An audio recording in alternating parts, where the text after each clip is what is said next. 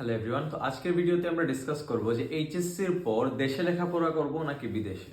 এসএসসির পর বয়স এবং অন্যান্য দিক বিবেচনা করে সুযোগ সুবিধা খুব একটা থাকে না বিদেশে লেখাপড়া করে, তবে এইচএসসির পর একজন স্টুডেন্টের অনেকটাই সুযোগ থাকে যে দেশের বাইরে লেখাপড়া করতে যাওয়ার।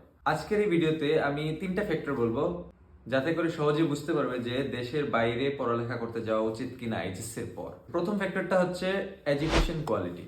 বাংলাদেশের বর্তমানে টপ নচ পাবলিক ইউনিভার্সিটিগুলো এবং টপ নচ প্রাইভেট ইউনিভার্সিটিগুলো ছাড়া বাকি যে ইউনিভার্সিটিগুলো আছে ওইগুলার এডুকেশন কোয়ালিটি সবার জানা আছে যে খুব একটা ভালো না। তাছাড়া এডুকেশন কোয়ালিটি ভালো বা খারাপ হওয়ার পিছনে এডুকেশন সিস্টেমের একটা বড় অবদান রয়েছে, আর বাংলাদেশের এডুকেশন সিস্টেমে এখনো অনেক ইমপ্রুভমেন্ট দরকার। তো এই জন্য আমি বলবো যে যারা বাংলাদেশের টপ নচ পাবলিক ইউনিভার্সিটিতে সুযোগ পাবে অথবা টপ নচ প্রাইভেট ইউনিভার্সিটিতে পড়ার সুযোগ পাবে তারা উইদাউট এনি কোয়েশ্চেন পড়াশোনা স্টার্ট করতে পারো। আর যাদের সুযোগ হবে না তাদের জন্য আমি বলবো যে বিদেশে চেষ্টা করা উচিত, কেননা বাংলাদেশের প্রাইভেট ইউনিভার্সিটিতে ব্যাচেলর কমপ্লিট করতে যে পরিমাণ খরচ প্রয়োজন ওই একই খরচে বিশ্বের অন্যান্য অনেক দেশেই ব্যাচেলর কমপ্লিট করতে পারবে।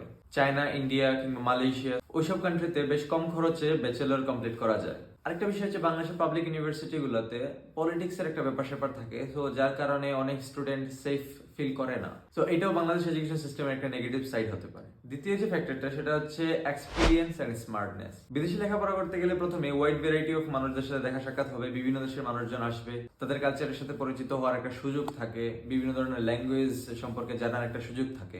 সো এক্সপিরিয়েন্স গেইন করার এটা একটা অনেক ভালো অপরচুনিটি। তাছাড়া যে দেশে পড়তে যাবে ওই দেশের কালচারটা এক্সপ্লোর করতে পারবে। এই বিষয়গুলো সাধারণত পার্সোনালিটি ডেভেলপমেন্টে খুবই গুরুত্বপূর্ণ ভূমিকা পালন করে।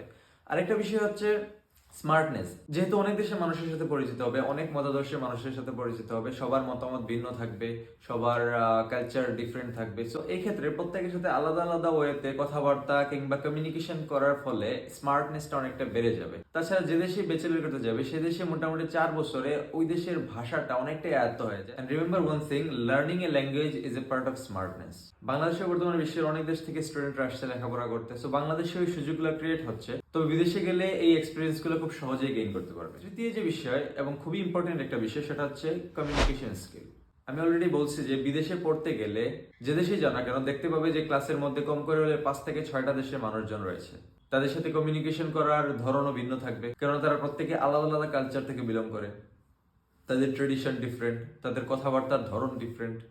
সো ওই ক্ষেত্রে প্রত্যেকজন মানুষকে হ্যান্ডেল করতে গিয়ে, প্রত্যেকজন মানুষের সাথে ভালোভাবে কথাবার্তা বলতে গিয়ে কমিউনিকেশন স্কিলটা বেশ ইমপ্রুভ হয়। তাছাড়া এখানে ইংলিশটা একটা ব্রিজ হিসেবে কাজ করে, কেননা প্রত্যেকের আলাদা আলাদা ল্যাঙ্গুয়েজ থাকলেও সবাই মোটামুটি ইংলিশে দক্ষ থাকে।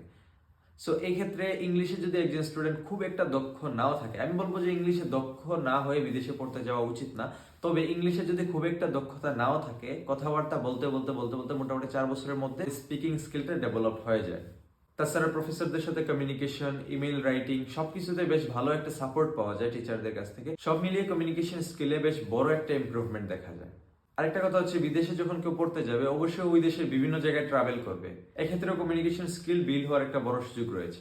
এই হচ্ছে তিনটা ফ্যাক্টর, খুবই ইম্পর্টেন্ট তিনটা ফ্যাক্টর যে কেন বিদেশে পড়তে যাবো এইচএসসির পর। আরেকটা বিষয় হচ্ছে আমি সবসময় বলবো যে সেলফ ফান্ডে না গিয়ে স্কলারশিপ ট্রাই করা উচিত। যদি কোনোভাবে গভর্নমেন্ট স্কলারশিপ ম্যানেজ করা যায় এর চেয়ে ভালো সুযোগ আর হতে পারে না বিদেশে পড়ার জন্য।